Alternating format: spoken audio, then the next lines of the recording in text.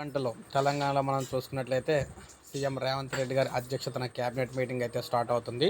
So cabinet మీటింగ్లో ముఖ్యంగా చూసుకున్నట్లయితే ఉద్యోగులకు సంబంధించి డిఏపై ప్రకటన అయితే చేయబోతున్నారు. సో క్యాబినెట్ మీటింగ్లో ఈరోజు మనం చూసుకున్నట్లయితే ఉద్యోగులకు సంబంధించి కీలక విషయాలు అయితే ప్రస్తావన తీసుకొస్తారని తెలుస్తుందన్నమాట. సో మీరు చూసుకున్నట్లయితే ఈ రోజే క్యాబినెట్ భేటీ ఎజెండాలో మహిళా సాధికారత అంశాలు, ముఖ్యంగా రాష్ట్ర ప్రభుత్వ ఉద్యోగులకు డిఏపై నిర్ణయం.